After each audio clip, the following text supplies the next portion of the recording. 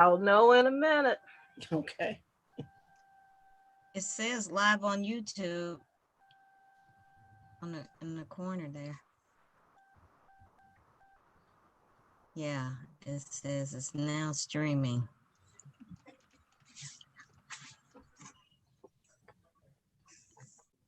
Praise the Lord.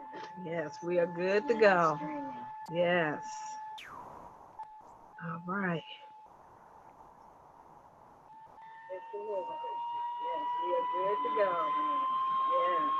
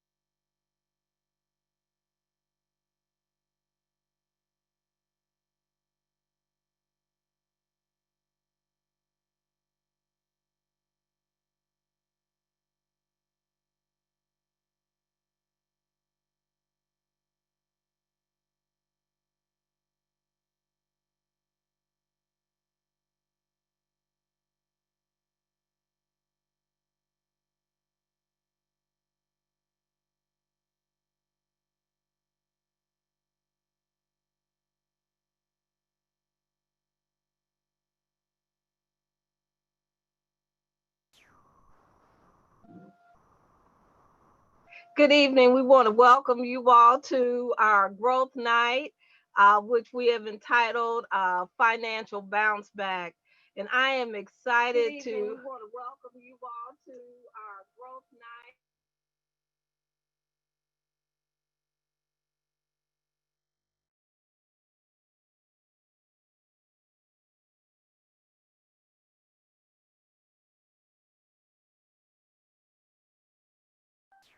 Okay, we had a little delay there. So I want to welcome you all again. And I want to introduce our teacher for the next 2 Tuesdays, Sean Ladrie. I have had the privilege of knowing him, he and his wife, since they were children, and they are amazing, amazing. And so Sean is going to give you his background and share with you, but know that we are in for a treat tonight. And so without further ado, Sean Ladrie. Michelle, thank you so much for that warm introduction. And I would be remiss if I did not say hello to my beautiful wife, Siobhan, who is in the room. I want to say, hey, Salem, this is great coming home. I grew up on the south side of Chicago, Wow Hunnits, and I literally can tell you that being at Salem saved my life. That's where I met my wife. It kept me out the streets, and it's where I found God, and it gave me a purpose. And I hope that the information I share with you tonight gives you courage, gives you hope, that if God can take a little nappy-headed boy from Golden Gate, right next to Allgale Gardens, and help him to reach certain thresholds, such as working on Wall Street and learning about stocks and bonds. If I can do it, you can.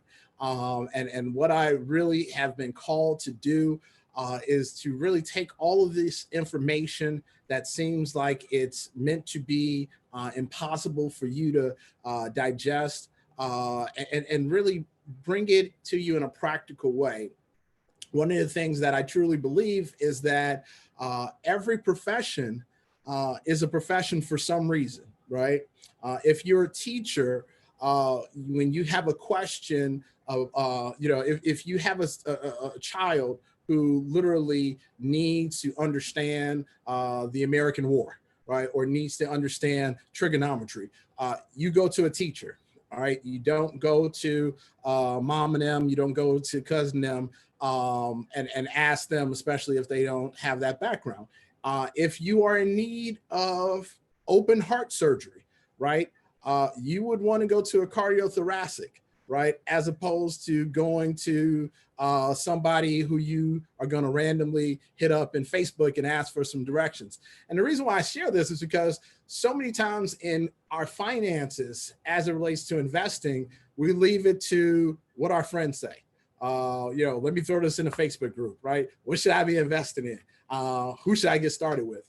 And I really believe that, investing is not as complicated as it is, but there are some things that necessarily we can do. But more importantly, you would always want to get your advice from somebody who, number one, is a professional in that sense. Amen.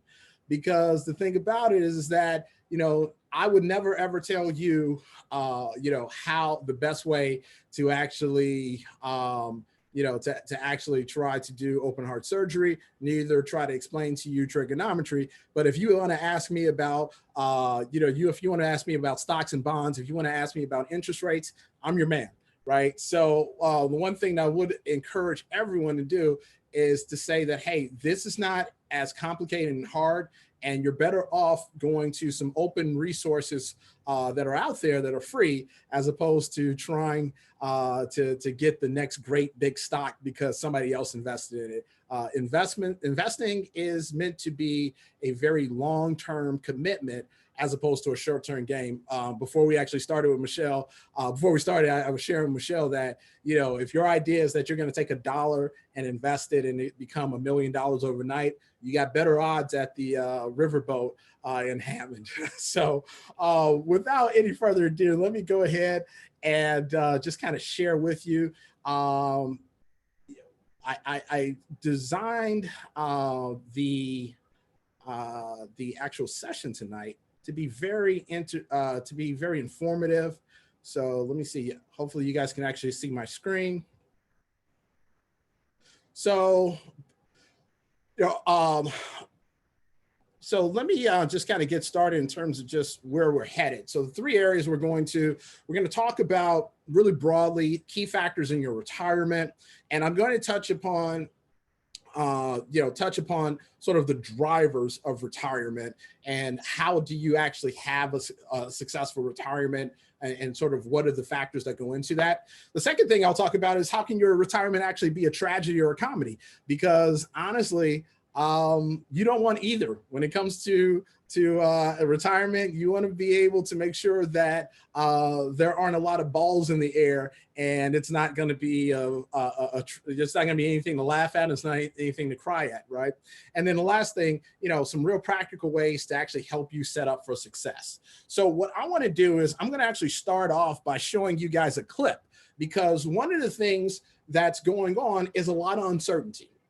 Once COVID actually hit, even before all the protests and sort of the outrage of our hearts being broken, because what happened in Minneapolis, the market literally was falling all over a cliff because you had businesses come to a screeching halt. So I really just want to play this really quick clip for you guys to kind of set this up. Already shaped up to be another brutal one. Futures down 4.5% overnight. Stocks plunging, as you can see there at the opening bell, even after the Federal Reserve took emergency measures, cutting interest rates to near zero. But that is what we are seeing on the Dow Jones market this morning. I want to go to NBC's Becky Quick, who is watching the markets this morning. I mean, it looked like it was frozen in place there for a second. Becky, what are you seeing? It does. In fact, as this starts to shake out, I would not be surprised at all to see another halt on trading. Savannah, we've talked about this several times over the last.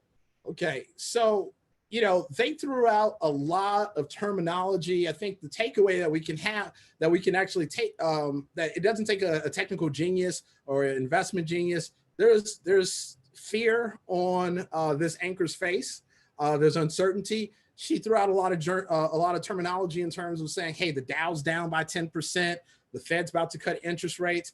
And we're going to kind of unpack that. So in the next couple of minutes, I'm going to try to help you guys get a better sense of what we mean by the market or the Fed, and then also too in terms of stocks. Now, the other thing I'll say this in terms of teaching this class, I am really, the way that I'm teaching this class is if I would actually share this information with my grandmother. My grandmother is up in age. She was a teacher. I'm not going to talk in terms of really deep technical terms. For those of you who can actually talk about options and derivatives, we can have a nice conversation offline, and then, you know, we can go back and forth to see, you know, all of that stuff. But really, I want to start off with some basic practical things. Number one, when she talked about the market, we're usually talking about the stock market, right? And before we can even have a market, we need to talk about, like, hey, what goes into a stock market? Well, what goes into a stock market are stocks, right? So what is a stock? A stock basically is it's a percentage of ownership in a company, right? So if I buy a piece of stock, or I buy one stock in Google, whatever that price is, right? If I buy a share in Google at $1,000, I owe one share of Google. Now, does that make me a bigwig? Probably not, because what happens is that Google only allows 40% or 40% of its company to actually be traded in the open market, so that they actually retain ownership. They actually control what direction the company is going to go in. Now they're allowing you to participate, and that's what you want to do. As a stock investor, what you are looking for is upside and participation. You are not really looking to strike it rich.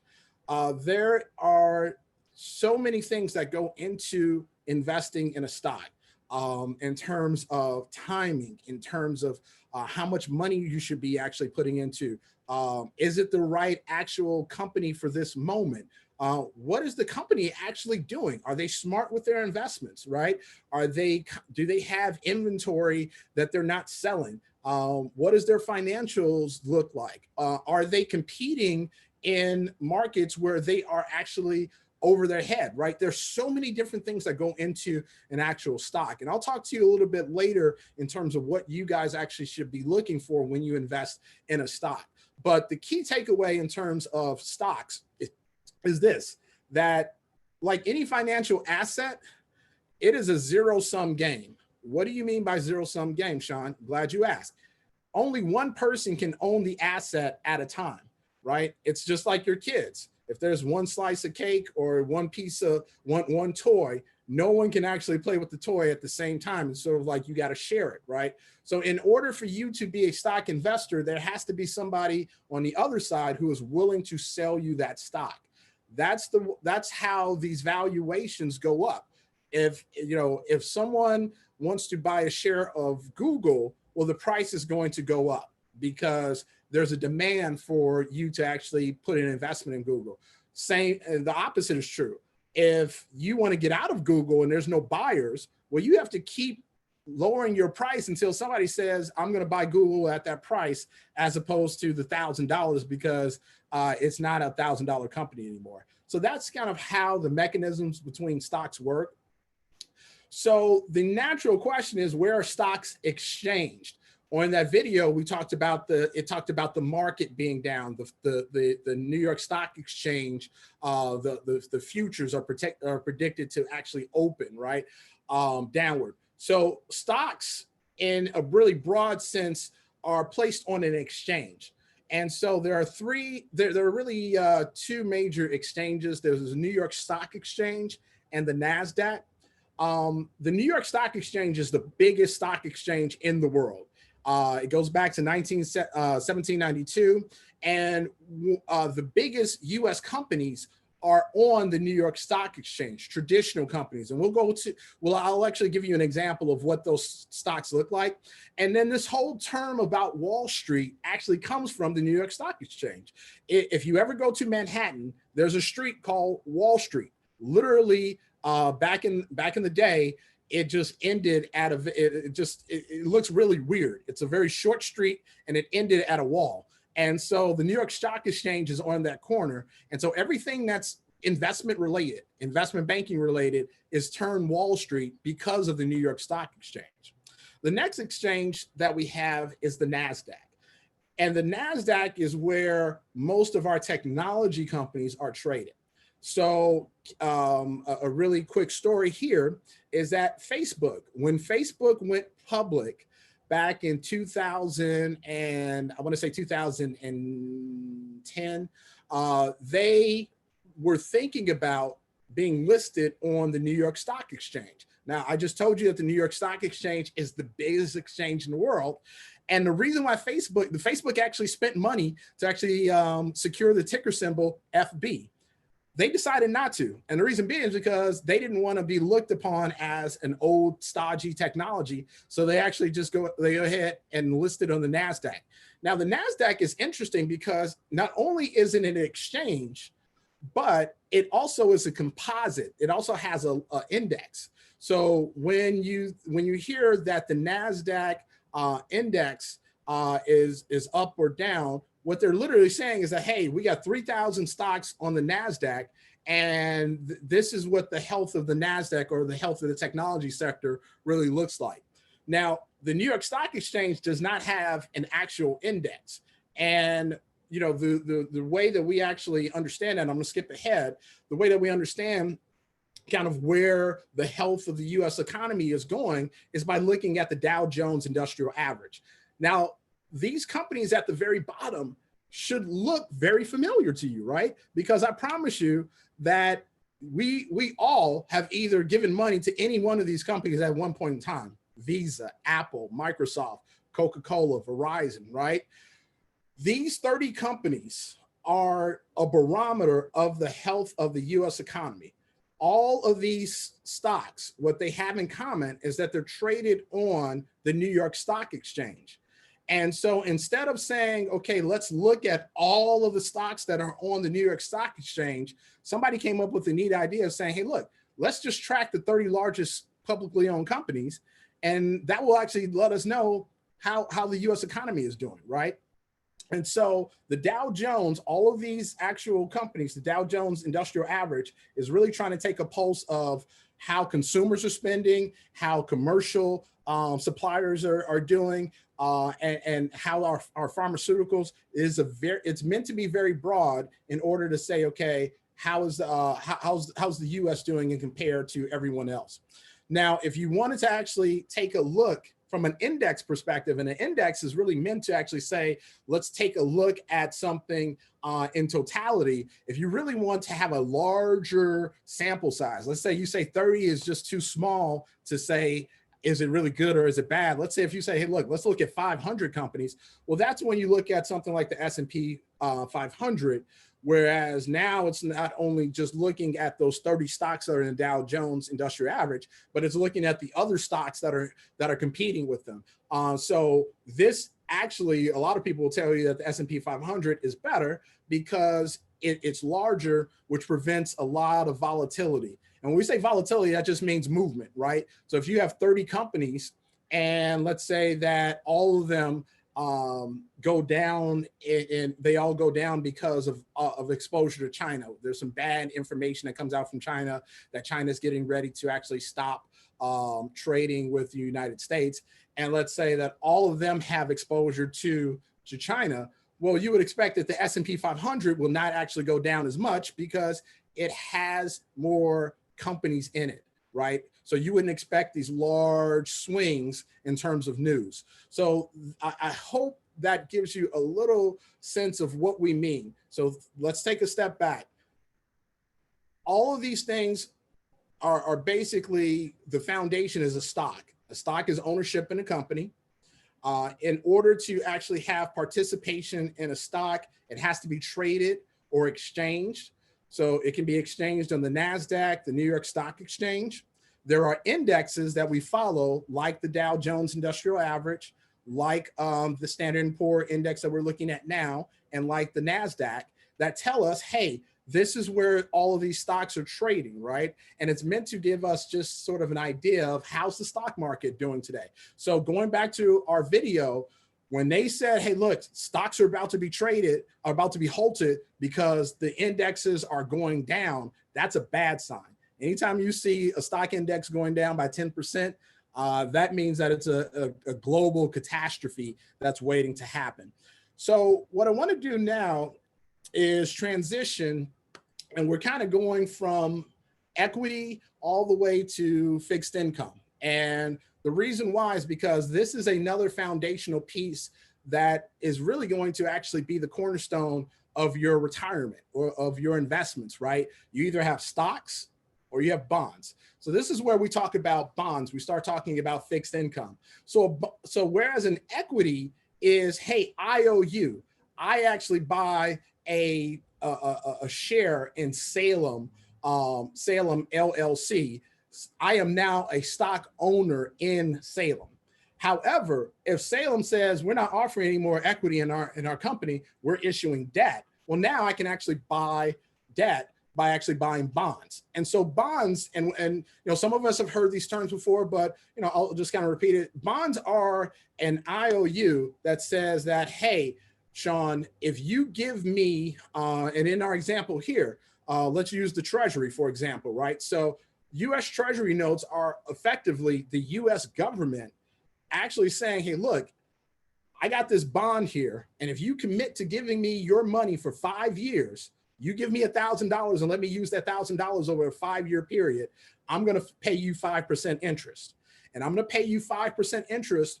I'm going to pay you that interest every year, right? I'm going to give you 1%, 1%, 1%, 1%. And so at the end of 5 years, you're going to get 5% interest, and I'm going to give you back your original $1,000, right? So that's how bonds work. And the reason why we like bonds is because they pay us principal, they pay us interest, but without bonds, we really couldn't do anything. So when you start talking about, case in point, I'm a huge Bears fan. When the Bears wanted to actually, when they wanted to revamp their stadium, when they actually wanted to redo Soldier Field, they issued bonds. Through the state of Illinois, they issued bonds. And what that basically said is that, hey, through the revenues that we get from the stadium, we're going to pay back the bonds, right? And so that's what you're really hoping.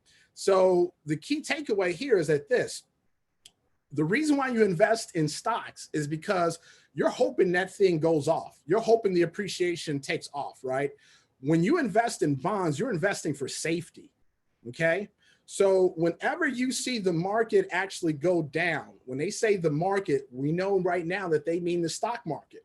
When they say that this is a bad day for the stock market, what you're probably going to see is that you're probably going to see bonds, typically US Treasury bonds, the prices go up, because people are literally taking money out the stock market and trying to put it into treasuries because they're safe. The U.S. Treasury, U.S. debt, our debt is actually rated AAA. It's the highest rated that you can get out of any country, right? And so what people literally do, they flock into U.S. debt because it's seen as a very riskless trade. So that, you know, at the end of the day, no matter what happens, who's the president, who's in charge, that the US government is going to pay its debt. And that's typically the thought, and that's the reason why you will actually see U.S. Treasuries actually go up really high on days where the stock market goes down. So one of the questions that I always get is, well, Sean, how do you get exposure to stocks and bonds in your retirement account? Well, the first way that you do it is through mutual funds, right? So mutual funds are a type of investment vehicle where you can actually purchase the actual mutual fund itself, and then you have a fund manager who's actually doing all the investing and trading on your behalf, right? So they actually know what types of stocks to buy. They know what types of bonds to buy, right? And what they're doing is they're trying to actually give you exposure and give you a diverse exposure to different types of segments within the market so that you don't have to do it. Now, mutual funds are great, especially if you don't have the time, you don't have the energy to follow all these markets, right? You guys work really hard. And like I was talking about professionals earlier, I think investing is one of the only areas where you kind of are just kind of left to your own devices, right? Like in terms of retirement, you can actually set up a Robinhood account and you can actually take all your money and put it in there and lose all your money. There are no safeguards. There are no limits for you to go on there and say, well, I'm a new investor, I don't know what I'm doing. There's no warning sign that goes off, right? But in other areas, such as, there's a legal age to vote. There's a legal age to buy a firearm, right? And that's sort of the danger of investing, is that you're kind of left to your own devices. Here with a mutual fund, you actually have a professional who can manage it. The problem, I've given you all the pluses. The minuses with a mutual fund is that you're paying for professional advice. So they have fees, and sometimes the actual commissions that they charge are really, really high, right? But most of the time, when you're talking about investing in your retirement account, a lot of retirement options in those actual employer-sponsored accounts, they actually are mutual funds. The other way to get exposure is to is through ETFs. ETFs is an acronym for exchange traded funds. They are different from mutual funds in the sense that they are traded on the actual exchange, just like a stock. So as we looked at the Dow Jones Industrial Average, which trades on the New York Stock Exchange, as we looked at Facebook, which is a stock that trades on NASDAQ, you can buy an ETF that actually is traded on one of those actual exchanges. So what does that mean? For you and me, it's good because their value is already being dictated by the market. And when they've been put together, they're already locked. So you're not paying for a consistent manager to keep fiddling around with it. They've already been set. So ETFs, the key takeaway here is that ETFs are basically more cost effective, and they're more liquid because they trade on a stock on an exchange versus mutual funds, whereas they are a little bit higher and a little bit more expensive because they have a professional manager who is running and actually calling the shots there. I'm gonna save, if you have any questions, please jot it down, and we'll actually touch on them at the end. But that's gonna lead us to our next section, which is, if we talked about kind of, what is retirement account built upon? How do you get exposure? Well, we said you get exposure to stocks and bonds through mutual funds and ETFs. Well, the natural transition is to talk about, well, okay, what are the different types of retirement accounts, right? So here is a picture of a dodo, right? I have never seen a live dodo in my life, and I'm guessing neither have you, because the actual dodo is extinct. Pension funds are becoming extinct, right? Pension funds are defined benefit plans. What used to happen was that if you got a job at GM, you got a job at, you got a job as a teacher, literally your employer would say, hey, look, when you retire, we're going to make sure that you have the ability to live off of $50,000 for the rest of your life, regardless of how long you live, right? And that was a defined benefit, hence the name benefit, right? They actually said, hey, this is what we're giving you. And based upon your employment length and your salary, this is what you're going to get locked into. So what happened is that corporations said, hey, look, these benefit plans, these pension plans are actually costing us a lot of money. So if you guys were may or may not remember, GM and Ford filed for bankruptcy back around 2000 and 2004. Well, actually, 2006.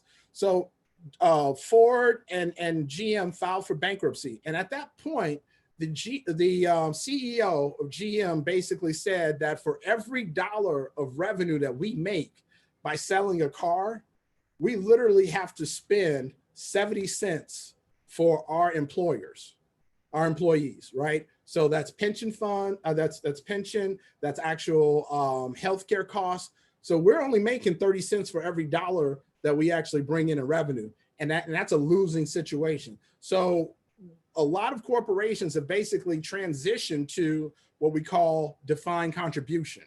So whereas in this case, there's not a set number that the company is pledging once you retire. What they're saying now is that we're going to actually match you up to, call it on average 3.5%, 4. And then whatever you put in, you're basically owning your own retirement. We're not going to be on the hook for your retirement, right? And then the other thing too is that you want to actually see it here is that the federal government used to, with the defined benefit plans, the federal government would actually tax the corporations for having pensions that are underfunded. And underfunded is a nice way of saying, hey, look, you said that your pension costs are $4 million and you've only set aside $2 million. If you guys actually go bankrupt, we got to cover that $2 million. So we're going to tax you until you come up to the 4 million where you should be, right? So a lot of companies have said, hey, look, if it's a defined contribution plan, now the ownership on having a really good retirement, that's on the actual employee. That's not on us. So for them, they pulled away. A lot of us are familiar with 401ks. You actually, it's great because you're using pre-tax dollars to actually make sure that your retirement is on track. And one of the things that recently got passed because of the CARES Act is that if you actually have a withdrawal, that you won't actually be penalized for up to a year, right? And your required minimum distributions have been suspended as well. So those are some recent developments. Another defined contribution is 403Bs. Now 403Bs are different from 401ks because 403s are different because they really focus in on nonprofits and I want to say private sector workers, right? I mean, versus private sector workers. So it's more so like teachers and tax exempt organizations. The next area that I want to talk about is IRAs. Now, IRAs are a totally different beast from a defined contribution and defined benefit. So it's not a 401k, it's not a 403. This literally is meant for individuals who want to set up their own retirement accounts. Typically, these are great for small business owners. If you are a small business owner and if you do not have an IRA, that is an issue, right? Because when you're working in corporate America, that's one of the great benefits is that you have sort of this retirement safety net that you can actually start investing in. If you don't have, if you're a small business owner, there's no stopgap behind you, right? So you really need to set one of these up. And the great thing about an IRA versus a 401k is that you have more investment choices, right? But the contributions that you're able to actually put into your IRA are much lower. So if I'm thinking out loud here in terms of your 401k, you can actually invest up to, I think the limit is somewhere around $12,000, I believe. And then if you are trying to catch up, so if you're over the age of 59 and a half and you are thinking about retirement soon, they allow you to actually increase your minimums at that point in terms of contributing to your 401k. And the other thing too that I forgot to mention is that when you have a 401k or you have a 403b, what you typically have is somebody that the retirement planner for that company has actually designated, right? So you hear names like Vanguard, Fidelity, right? They're actually hired by these companies to say, okay, here are the number of mutual funds that you can actually select in your retirement account, right? Here are the different options that you have, and you're really limited to those options. It's not as if that you can say, hey, I want to take all of my retirement money and put it into Microsoft within my 401k. It doesn't work that way. Your only options are the actual mutual funds and ETFs that provider, whether that be Vanguard, Fidelity, PIMCO, you're only limited to the options that they've selected for you. And in some cases, they can be very, it can be a lot of choices. In others, it can be very small. So that's how typically the 401ks work. The other option I wanted to talk to you about is the Simplified Employee Pension, SEP IRA. Again, this can be for an employer or a self-employed individual.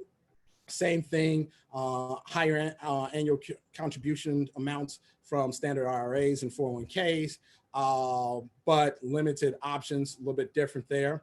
And then the last retirement vehicle is Social Security. Couple things about Social Security, right? For a lot of people, and it pains me to say, a lot of people's strategy is, hey, I'm gonna file for Social Security and I'm gonna live off that. The problem with Social Security is that the average Social Security payment as of right now for a single retiree is $1,500 a month. That's not a lot of money. And for couples, it's $2,500, right? In order to actually start claiming Social Security, you got to be at least 62 years old and have paid at least 10 years into the system.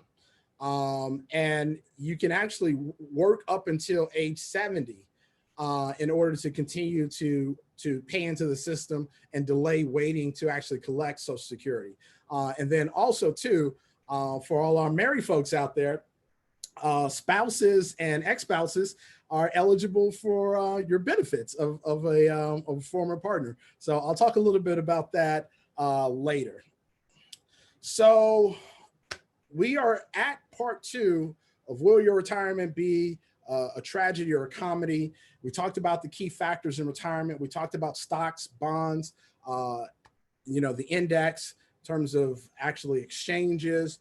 We talked about mutual funds and different retirement accounts.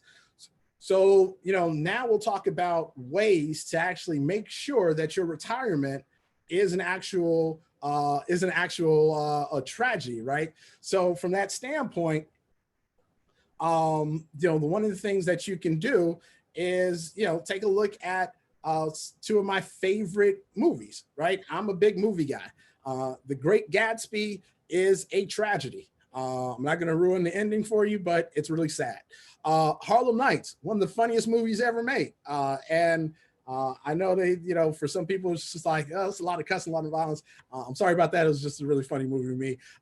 But regardless of which, you don't want your retirement to be anything to laugh at, and you definitely don't want your retirement to be anything to cry about. So what happens? What are ways that can actually facilitate your retirement being a tragedy or a comedy? Well, one of the things is that we have to keep in mind that as African Americans, we literally, every dollar that we receive has to be thought strategically in terms of what we're going to do with that dollar, right? Reason why is that because 6 out of 10 African Americans and Hispanics who lose their jobs for whatever reason, they will actually take and empty out their retirement account, period. And that's actually a little bit different from our Asian and white counterparts. Only 4 out of 10 will actually clear out their savings account. We are African Americans, we are 4 times as likely than our white counterparts to actually take out a loan against our retirement plan. Sean, why are you bringing this up? Why are you mentioning it? The reason why I mention it is because one of the ways to ensure that your retirement is going to be a tragedy or a comedy is 401k loans. If you take out a 401k loan and you are let go, right, you have anywhere between 60 to 90 days to pay it back in full. Think about that. So if you have taken out a loan of $20,000 and you've lost your job, whether you got laid off or they just outright said, hey, look, we need to go somewhere, or we need to move on and part ways, you have 60 to 90 days to come up with $20,000. So the reason why you don't want to even go down this path, well, Sean, how do you not even entertain going down this path in terms of taking out loans? So these are the only three reasons why you should take out a loan or touch your 401k: to make your first purchase on a home, to pay off a mortgage, or to actually pay down your college loans. That's it. Okay, mom and them, who can need to be bailed out. Mom and them, hot water heater exploded and we got to fix that. That's not a good reason to touch your 401k. It's not. And I know too many times we in our community, we go through situations where, we feel obligated to help and to do things. And I know it's really hard sometimes. I didn't grow up with a silver spoon, and it is tough sometimes to say no. But every time that we say yes to today's calamity, what we're saying no to is our future. So please do not take out a 401k loan unless you absolutely have to. Okay. The other reason why you don't want to take out that loan is because you got 60 to 90 days to pay it back. In addition, you might actually have to pay taxable distributions on that. What do you mean by that, Sean? Whatever your actual tax rate is, let's say that you're in the 30% bracket. Remember, 401ks and pension funds, they are tax-free dollars that you're paying into yourself, right? They haven't been taxed. So when you take out that 401k loan and you don't pay it back, well, the government can say, okay, well, here, you're at 30%, you took out 20,000, we're going to actually tax you $6,000 on that $20,000. And then they actually might slap a 10% federal tax penalty on top of that 30%, right? Because you're under the age of 59 and a half, right? So one thing I want to say to you right now, little glimmer of hope, is that because of the current situation and the CARES Act, if you've taken out a loan, the repayment for any new or existing loans has actually been extended for a year, but just keep in mind that's temporary, right? So after a year, everything kind of goes back and resets. So you're kind of given forgiveness and grace for a year. After that, it's back to how things were.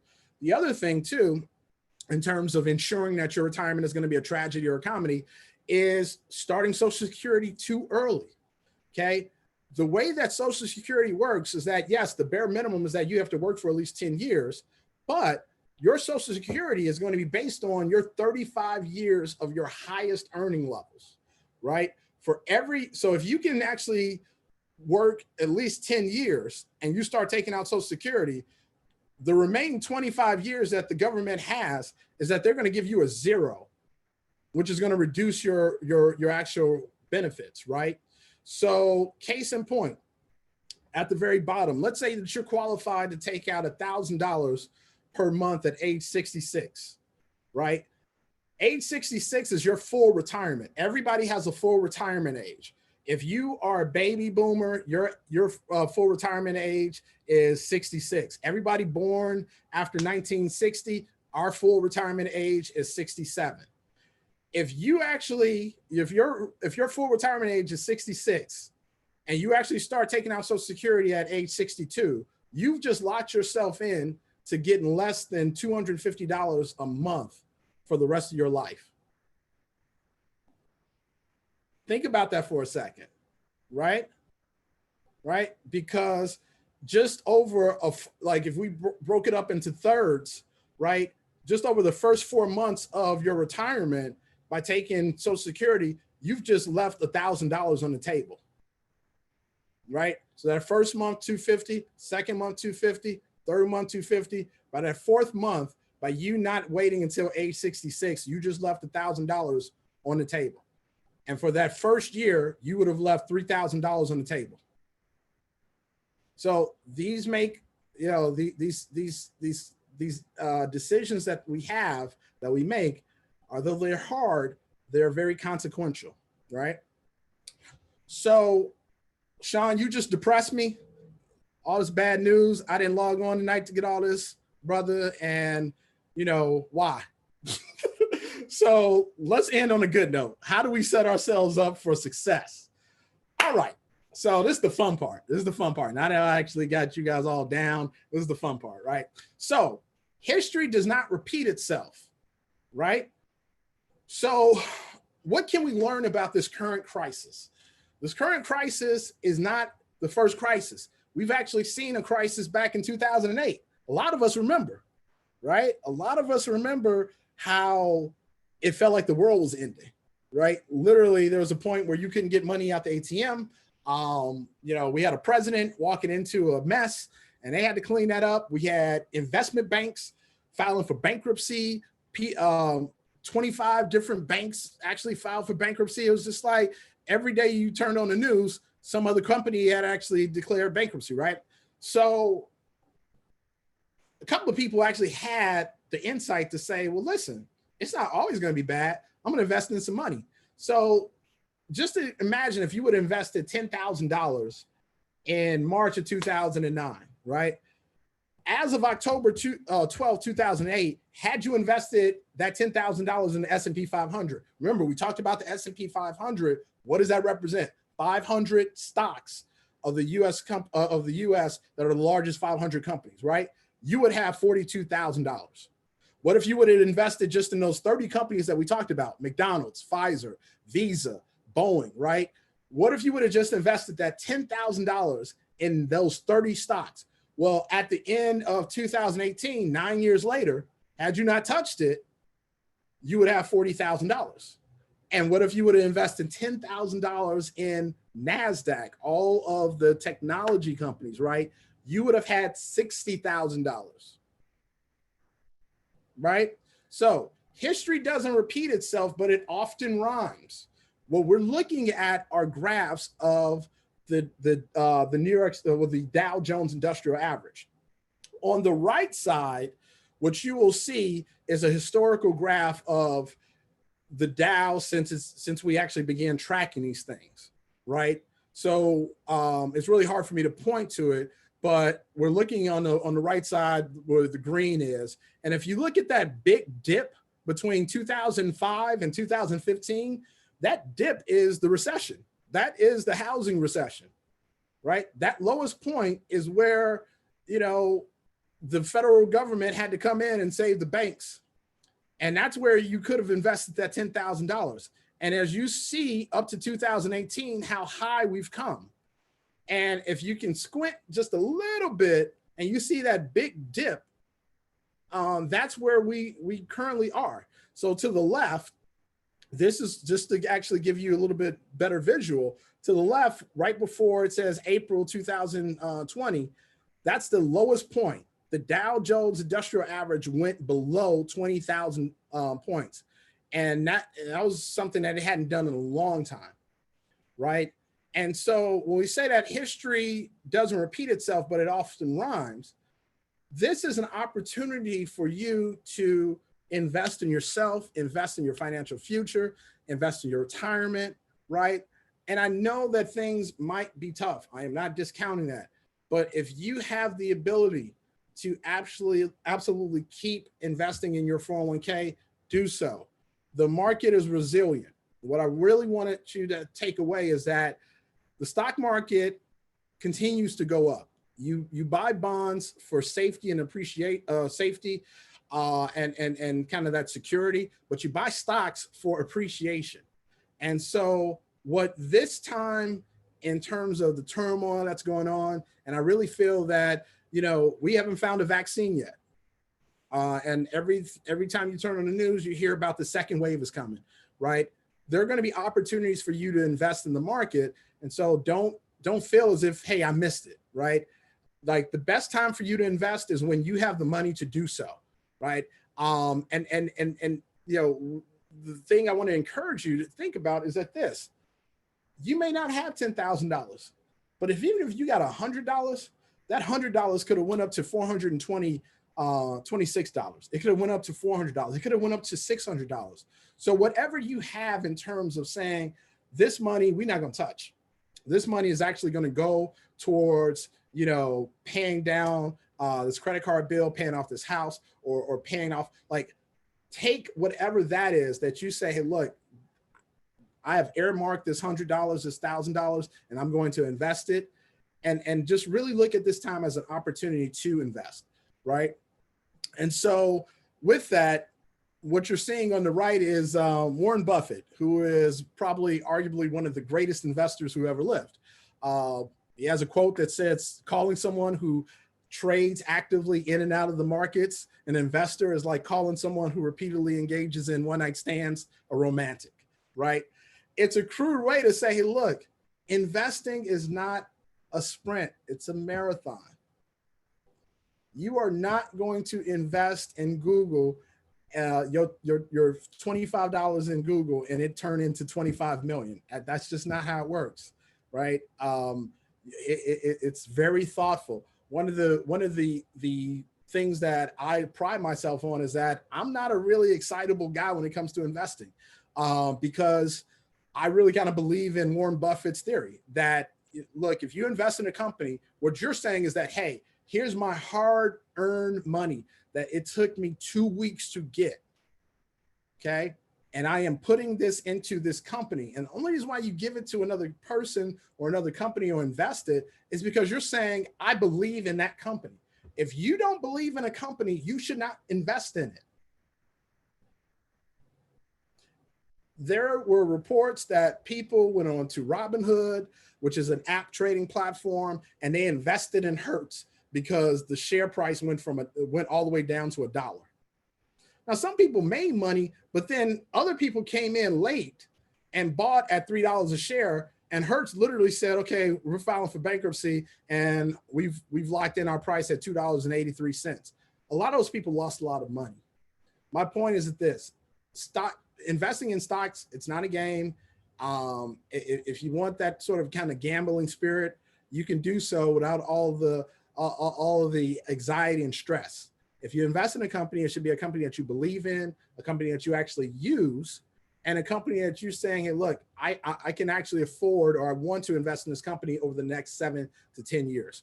The other thing too is that from the standpoint of tax consequences, right? If you invest in a company and you actually take your money out, right? You take your money out before 12 months, you could pay ordinary income tax. And I'm actually showing you the actual brackets below. So that's as low as 10% all the way up to 37%. Now, when you actually keep your investment intact for at least 12 months, you pay capital gains, which is much different from paying ordinary income, because now you're paying somewhere between 0%, 15%, or 20%, okay? Investing is literally for the long term. So how do we make sure that our 401k is set up for success? Number one, pay back any loans that you have. Commit to paying back any loans that you've taken out, okay? Make sure that you max out on your employer's match. Typically, employers will actually have a match of 35%. They will match you dollar for dollar up to your first, 3.5% or 4% of your retirement funding, right? Take advantage of that. Reduce your expenses within your retirement account by using target date funds. I mentioned that, when you go to your 401k and you select different funds, I'm not, even if I wasn't someone who had an MBA and who has my licenses, I literally would just want to be simplistic about it. So there's no need for you to have 4 or 5 different funds within your 401k. They typically have target date funds. Whether your employer has selected Vanguard, JP Morgan or Fidelity or PIMCO, everyone has a target date fund. And a target date fund literally just says, hey, Sean, you are 40 years old. You're going to probably be retiring in 2040, 45. So let's go ahead and select that one. And so basically, based on my age, that 25-year period, every year I get closer to retirement, it's going to take less risk. So it's going to move me less out of stocks and into bonds. Because remember, we said that stocks are for appreciation, bonds are for safety, and it just naturally does that. And because it's naturally doing that, I'm reducing the active amount of fees that I'm paying someone, right? So take advantage of the target date funds. Try to estimate that you're going to retire at age 65 and pick that one for your retirement date. Also, set up a safety net goal, right? One of the keys that I believe in, we'll get into this next time, is having financial goals in place. And the best goal that you can have is to have a 2 to 3 month safety net of your actual net income. Why? I shared with you that the statistics are against us as African Americans when it comes to depleting our 401k or taking loans against it, right? That you got 60 to 90 days to actually pay back your loan, or it becomes a permanent event that usually you're going to get taxed twice on it.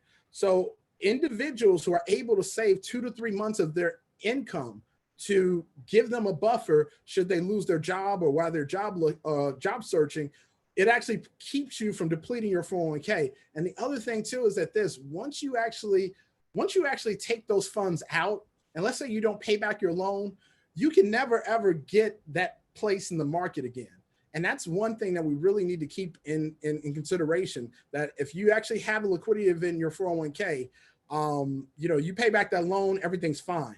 But once it becomes a permanent event, whatever gains that you had, let's say if the market was down really bad and it took off, you don't get that opportunity again, right? So coming up with a safety net budget, that's one thing.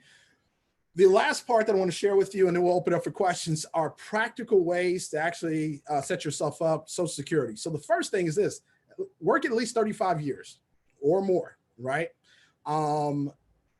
The other thing in terms of helping boost your Social Security is one of three things: either increase your salary, reduce your expenses, or increase your actual savings, right? So how do we get to 35 years or more? We say, hey, look, I gotta kind of make sure that my expenses are in control. I'm actually saving, and I'm doing all the right things, so I'm not forced to take Social Security early.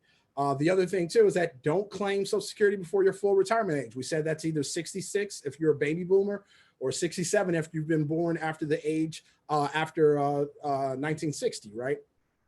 Consider delaying your Social Security until age 70. Even though you can take out full Social Security at 66 or 67, if you delay it up to age 70, you actually increase your benefits. So that's another thing. So Sean, what if I've already retired, right? What if I've already retired and I start taking Social Security? Well, the next 5 and 6 are for you.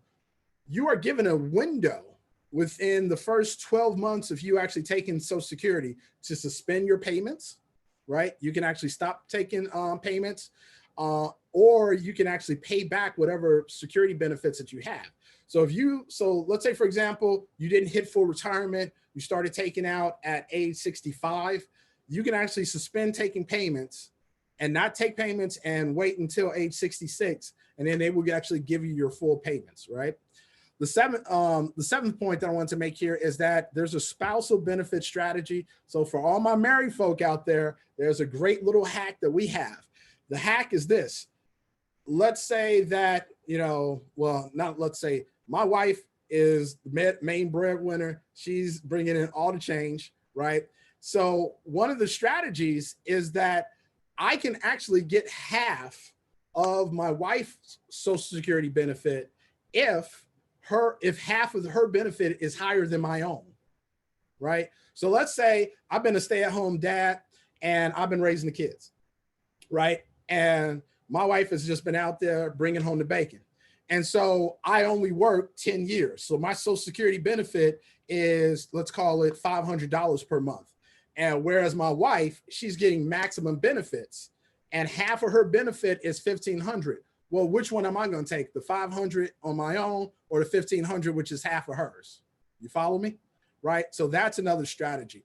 The other strategy is that you can actually get survival benefits from, you can maximize survivor benefits. So if your spouse actually passes away, you can actually claim their benefit, their full benefits. You're entitled to that. And I think even your ex-spouse, if you've been married for at least 10 years. The last thing is that, children, there's a survivor benefit as well as estimating your longevity. I am so sorry. We have 3 minutes and I don't have a hard cutoff, but I wanted to open it up for questions. So thank you. Thank you. Yes.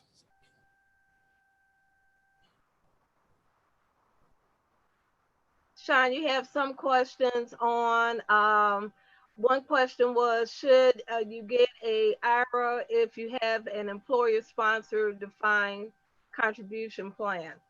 So if you have an employer defined if you have a typical 401k, you can get an IRA. An IRA is really meant as an add-on, right? So what I will say is this: if you don't have 2 to 3 months of saved earnings, just in case, like your emergency fund, if you don't have that already saved up, I would not start on an IRA. Like get that, get your 2 to 3 months saved up for your emergency fund and then start opening your IRA, because the IRA is really meant for those individuals who are kind of capped out in terms of taxable pre-tax contributions. So an IRA is a nice to have and not a need to have. If you're in that situation where you want to, increase your retirement, God bless you, do so. But if you don't have your 2 to 3 months already saved up, let's focus on that first. Another question: what are the pros and cons of going with the fund that your employer offer based on your retirement age? Should you go for something more aggressive? So the pros and cons are this, is that you and I are never going to actually time the market. There's just way too many smarter people out there. There's a lot of algorithms out there that work against individual retail investors like ourselves, right? So we're never ever going to be able to beat the market. So in that sense, by trying to actually game the system within the options, most retirement funds are literally meant to be conservative. So by kind of trying to actually move around within those options, what you do typically over the long run is you're paying more fees, switching costs. By doing the target date fund, it's boring, it's plain vanilla, but honestly, it's probably the best strategy to actually save you from a total return standpoint. Next question: can you retire from work at age 65 and then file for Social Security at age 66? Yes, you can. Yes, you can. Okay. Next one: are any of the 30 companies on, I guess on the Dow Jones listed on the S&P 500? If you hold the bond longer than 5 years, for example, do you receive more money in interest? Okay, so let's I'll answer in order. So all of the stocks listed on the Dow Jones Industrial Average are part of the S&P 500, right? You can't have the 500 largest companies in the United States and not have the top 30. So they overlap. It's a question of how much more exposure do you want to the overall health of the economy or the U.S. Earning power. Second thing is that a bond is finite, right? If you buy a 5-year bond, there's no way for you to say, and I'm gonna hold this, right? No, and actually they have mechanisms within the bond where they can actually call it early, meaning that like if interest rates have actually gone down and they're paying you a coupon that's like super high, they might actually say, hey, look, we're gonna retire your bond. So you don't have any flexibility to negotiate with the bond issuer. If it's a 5-year bond, at the end of 5 years, they're going to give you back your principal and they're going to pay you interest along the way. And you're very happy that they do that, because in certain situations, there are some bond issuers that can't do that. We've heard about municipalities, right? A lot of time, the talk for the longest time has been Illinois is going to file for bankruptcy, right? What does that mean? If Illinois files for bankruptcy, that means that, for us to actually raise money to do public expansions, to pay our teachers, that's going to become harder, right? Detroit filed for bankruptcy, right? So when, some of these issuers, municipalities and companies, it's not promised that they pay back. And so even though bonds are for safety, they're not always guaranteed. Another question, what are your thoughts on annuities?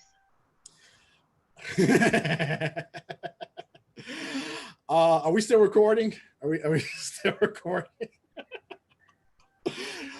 I personally believe that annuities are a scam. And these are my personal beliefs. These do not reflect Michelle Pullen, Reverend Meeks, or Salem Baptist Church. The reason why I feel that way is because a lot of annuities, they promise these additional riders that honestly you could set up by yourself, right? And for some annuities, it forces you to make a decision that you may not be ready to make, right? Like there are fixed annuities, and I think fixed annuities are fine, right? Fixed annuities that say, hey, listen, if you pay into this at a certain time, you're guaranteed to get X amount of income. I actually used to sell annuities, and it's a really complicated instrument. And so my personal belief, my moral compass is this: if I can't explain it to my grandmother, I don't think that she should be invested in. I probably don't want to be invested in it. That's my personal belief. Okay. We have 3 more questions. If you plan on retiring in 2 years and you have lost a lot of money in your 403B due to the pandemic, what do you recommend? I recommend that you stay calm. I can't tell you that you're going to get back to where you were, but one thing that we were able to see in this graph, okay, if you look at it, and I hope you're still there, if you look at it in 2008, the Dow dipped way lower than its peak in 2007, right? So the Dow was like at 15,000 in 2007, and I'm looking at the chart on the right. And then we get to 2008 and it dips down to like 8,000, right? Now, it took some time for us to come back up to 15,000. It literally probably took an additional 4 years. So what I would say is that, if it's in you to extend your retirement, to delay your retirement, I would do so. I don't know what your personal situation is, but if the one thing about it is that we didn't expect this pandemic. But what I will tell you is that the market is resilient. It will bounce back. And from that standpoint, your best strategy is not to pull out any money, to try to do things on your own, but to literally give it a little bit more time. So if there's any way for you to actually delay your retirement from 2 years to 3 years, that's something that you might want to really think about. Next one, what about U.S. savings bonds? Person found some purchase for their children. I'm sure they expired a long time ago. Yes.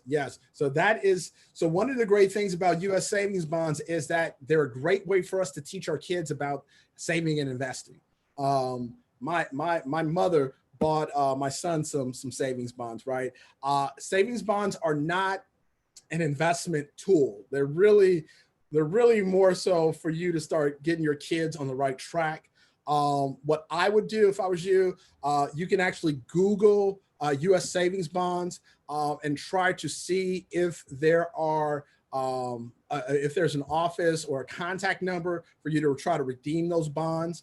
Like I said, for someone who's trying to retire and you're trying to use bonds as a mechanism to invest in, savings bonds are not something that you want to use. You probably want to use something a little bit more liquid like CDs or actual treasury bonds. But if you do a little bit of Googling, you might be able to actually find where can you potentially redeem expire savings bonds. They might actually give you a haircut, meaning they offer you 50 cents for every dollar. But that's just me guessing at this point. But definitely you want to probably do some research. Next question, and then we'll have one more after that. But the next question, is there a certain age if you have a deceased spouse to be able to get Social Security or to get from does the surviving spouse have to be a certain age? Yeah, I don't think there's any limits. If you've been, if you're married and your spouse passes away, that's your spouse. And so I don't know if there's any particular limits on that, but you are entitled, if everything being on the up and up, you guys are married, you're entitled to their full their full benefit. Now, where it potentially gets hairy, and I'm telling you this from personal experience because I actually knew a guy whose wife passed away who was the higher earner, and he was a teacher. Because he was a teacher and guaranteed a 403B and a pension, he could not get those 401, those full spousal earnings because it's considered double dipping. So what I would say in that case, please reach out to the Social Security Administration. They will be able to actually give you a little bit more answers. I know it might be quicker to actually go to the Social Security site, but if you have any questions or anything that you feel might prevent you from getting full spousal benefits, definitely reach out because there is a short shot clock on that. These things do not go on indefinitely. And the final questions, if you redeem old savings bonds, does that become income to add to your income tax? And finally, what are your thoughts about CDs? Yeah, so I think CDs are a great short-term strategy, right? CDs are meant to be 12 short-term investments, and that's anything 12 months and in. I think where it gets a little bit tricky is when people try to make CDs and I'm sorry, certificates of deposit. So a certificate of deposit is issued by a bank. So Bank of America, Chase, they will issue CDs. And basically that certificate of deposit is basically saying, hey, look, we're going to pay you a much higher rate than what we would pay for you to actually have a savings account with us. And what's really kind of cool about the CDs is that for every CD that you have, it's actually backed up to 100,000 per institution, and that you're capped out by the FDIC up to $1 million. So you can actually have a strategy of where you get a CD at Northern Trust, CD at Chase, so on and so forth of 100,000, and then you're backed up to $1 million at these 10 different fiduciaries, financial institutions. So, CDs are great as long as they're short term. We start talking about, I'm going to buy a 5-year CD, it gets kind of dicey. So as long as it's short term, and then we start talking about savings bonds in terms of like the taxation. I'm not exactly sure, but this is one thing that we do know is that at a federal level, if you buy a treasury bond, because there's like a reciprocation. What does that mean, Sean? So the federal government has basically come to an agreement with states and local municipalities. If you buy a city of Chicago bond, or you buy a state of Illinois bond, right? There is a reciprocation that it's going to be taxable at that level, right? So if you buy a treasury bond, there is it's federally tax free. And if you buy a muni bond, it's muni. You're not paying any municipal tax. Now you might actually pay a little bit of federal taxes. So with that savings bonds, I'm not exactly sure. That might be a taxable event there, but you definitely want to reach out to the issuer to figure out what that is. Okay, well, thank you so much. This has been amazing. I hope everybody enjoyed it. And we're going to Yes. close out in prayer. And we look forward to seeing you next Tuesday with Sean. Let's pray, you all. Dear Heavenly Father, thank you so much for tonight. Thank you for our teacher. We pray blessings upon he and his family. I pray for Yes. everyone that is on this Zoom and on YouTube, God, that you would bless and keep them, God. I pray that this time has been rewarding and informative, and that we now are more empowered to build on our finances, God.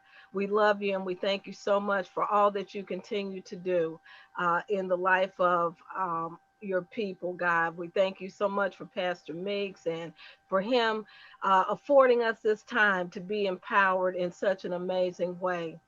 So we ask blessings upon everyone until we meet again. It's in the name of Jesus we pray. Amen. Amen. Good night, everybody. Good Good night. night. Good night. Thank you so much, sir.